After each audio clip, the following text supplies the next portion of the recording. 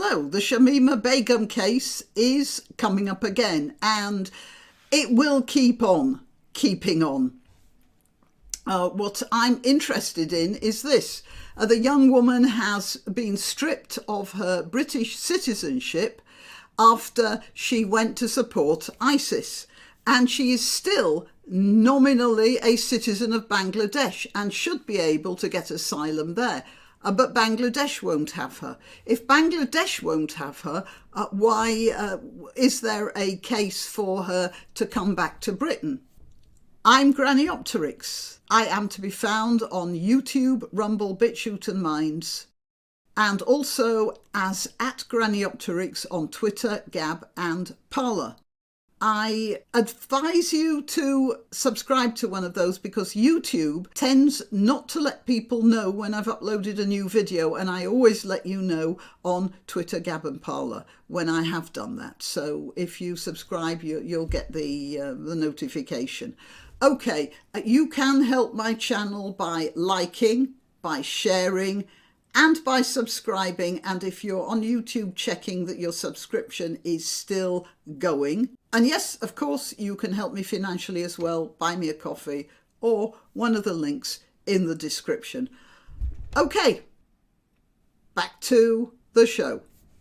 Her father actually lives in Bangladesh. Having deserted her mother, I might say, he's gone to Bangladesh and is living with another wife. And Miss Begum was brought up by her mother, and obviously she was on public assistance of some sort while she was being brought up. Anyway, that's a side issue. I want you to listen to the tone of voice used by the journalist who is talking about this. Shamima Begum was a 15-year-old London schoolgirl when she went to join so-called Islamic State. Okay, so we'll start with this. First of all, she says so-called Islamic State. Well, it was the Islamic State. That's what it called itself. That was the organisation it was. But now the so-called bit took a little of the edge off, as if to say it didn't really exist, really. But you listen to the sympathy coming out of her voice. Now, fair enough. I'm not saying she shouldn't be doing this. What I am saying is we have to be aware that she is doing this. Right, let's carry on. It shows her as a schoolgirl with two of her friends. The other two apparently have been killed. My sympathies to her parents, to their parents. But we don't know how much, of course, the parents instilled in the girls the idea of Islamic supremacy, which would have, of course, influenced them in their decision to run away. Okay. Since then, she's lost 3 infant children and remains in a Syrian refugee camp. But her lawyers are now once again challenging the decision to remove her British citizenship. This was how she reacted at the time. My family made it sound like it would be a lot easier for me to come back to the UK when I was speaking to them in Barrels, but it's kind of hard to swallow. Shamima Begum travelled to Syria. Okay, so, yeah, all right. So that in that interview, or in the 3 interviews I saw in which she was still dressed in Islamic State type clothing, she showed no regret for what she'd done. And she was saying, you know, when they said, well, how did you feel when you saw, now I have to be careful how I put this in, because I'm going to put this out on YouTube. How did you feel when you saw the results of executions littered about the place in the Islamic State? And she said something like, well, that was just the way that Islam says it has to be done. She was completely deadened to the awfulness of what had happened. Okay, And now they go back to this, a young woman in basically Western clothes, more or less. To join IS along with 2 school friends in February 2015.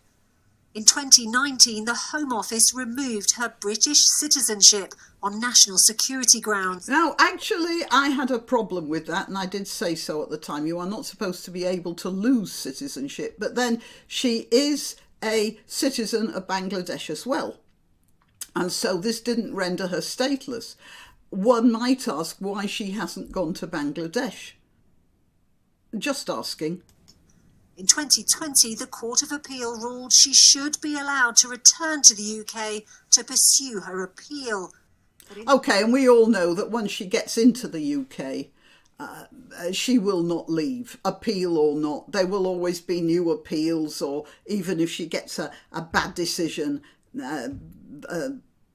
on the first try, it will keep on happening. And of course, this will all be at the expense of the British taxpayer. However, I don't suggest that that should be a reason not to do it in cases of serious injustice. 2021, the Supreme Court reversed the decision, citing a national risk to security. I am actually not too sure that she's a national risk now. But who knows how that would pan out. I'm sure that even if she did come back, she would be on a lot of lists for watching.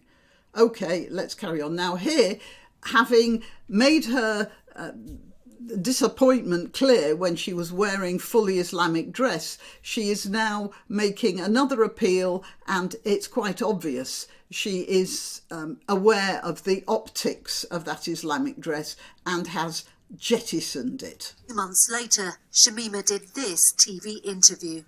I am asking the British people to forgive me because I made a mistake at a very young age. And I know it's very hard for the British people to try and forgive me. She made a mistake at a very young age. And that, of course, is an argument. The argument is that she was groomed. And girls who have been subjected to grooming do some awfully silly things, and that is an argument. Except for one thing. When young women are groomed, it's usually for sex. And it's usually with promises of love. Lots of teenage girls feel very unloved. And when a sophisticated older man turns up and says, oh, you're just beautiful here, come with me, come to me, and I will take care of you. I will look after you. I worship you. And then it's a little bit later that he says, well, will you do me a favour? I have these 2 friends. That's how grooming starts. But this wasn't the case. She was groomed, for sure, but in a way as to say, look, you come to the Islamic State, how do I put this? We are very strict with non-believers. And this will be a perfect place for you. Now, she knew exactly in what way the Islamic State was going to be very strict. So it wasn't like they'd promised her eternal love and affection. They'd promised her eternal supremacy, part of a glorious Islamic revolution in which heretics will be dealt with. And that's the difference. She was groomed, but she was groomed with promises of wealth and supremacy, not with promises of love and security. So this is not the same category of grooming, in my humble opinion. Because, they've lived in fear of ISIS, they've lost loved ones. Lawyers for Shamima Begum say the decision to deprive her of her citizenship was over-hasty and unlawful. They argue she was a victim of child trafficking and was taken to Syria for the purposes of forced marriage. Yes, she was taken to Syria for the purposes of not forced marriage, but marriage, because they'd promised all their fighters wives and concubines, and they needed more women. So yes, that was their plan, but she knew what ISIS was doing. I keep saying that. It wasn't like there was a shortage of information about this, and this was going to be a glorious conquest as far as she was concerned. It wasn't love and affection. It wasn't some man who told her that she was badly treated at home and he would worship her like a goddess. No, she knew that she was going for the spoils of war. Begum, like others who are now detained in northeast Syria, was a child when she was taken to Syria. She was 15. Now, she certainly was legally a child, but she was certainly able to discriminate good from evil at that age. We have cases of 12-year-olds who were taken by older male relatives. Now that's something else. You can't bring Begum to that situation, because a 12-year-old taken by an older male relative is not in the same position as a 15-year-old who goes to fight a glorious battle. Not the same at all. So, and she should know the difference. I assume she does, but she thinks that she can conflate the issues. No, that doesn't work.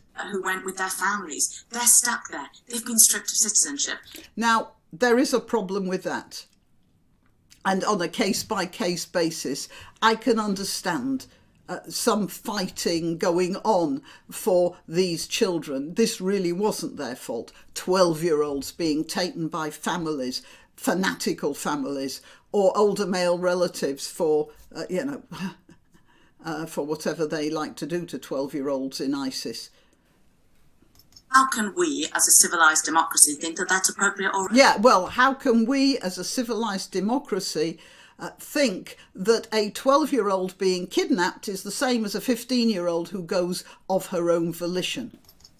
But one filmmaker who got close to Shamima Begum says she can't be trusted. When I first met her, she was very apologetic. She said, I've really done something stupid, I really regret it. My husband, she was talking about her husband, she said, I love my husband, I got influenced by that, and I'm really sorry. And then by my last meeting, she was going, I was definitely trafficked. It was everybody else's fault, it's not mine. And she wasn't apologetic for what she had done. Right, okay, so that's his opinion, and we can take that or leave it. She's obviously feeling aggrieved now, but the fact that she is feeling aggrieved shouldn't influence our opinion of what sort of good she can do or harm she can do for our country. Now, there are two possibilities. The age-old problem of people who are you see it in the history of England, where royalty executed rivals simply because they could form a nucleus. They might be a nucleus around which other things could form. If Begum comes back, she could be a celebrity. And there are two ways it could happen. The first is she could be a celebrity for for speaking against the fanaticism into which Islam can slip or run or whatever, or she could become a nucleus around which Islamist factions could keep their cause going. And we don't know, and it would be a gamble. But whatever it is, she is obviously somebody who is quite easily led and influenced and doesn't care too much about the moral implications of what she does. So on balance, I would say we don't know, seeing that we don't know how things will pan out when she comes back, that it's not worth the gamble. And having her in jail for the next 20 years or something is that any better than being in Syria? I'm just speaking as personally, because she should be in jail for a very long time if she does come back and if she's found guilty. Is that any more appetising a prospect than where she is now? I don't know. But I do think that possibly she could do more if she really wanted to. In Syria, to assist in the de-Islamification of ex-ISIS people, and she doesn't appear to be doing that either, although I don't know really what she's doing, so I can't make an opinion about that. But, you know, you get people who have been involved in something bad and then they've shown their contrition by involving themselves in charity and good work for the rest of their lives, and then you know they were genuine. It doesn't look like that's what she's doing. She's got plenty of time to paint her nails anyway. That's my take on the Shamima Begum issue right now. Okay, till next time. Why not treat yourself or a favoured relative or friend to these magnificent examples of merch? The mugs and t-shirts come in the granniopteryx design or Granbo with a firearm or the more deadly knitting needles. Go to www.granniopteryx.com and whatever platform you're watching this on, please click like, subscribe and share.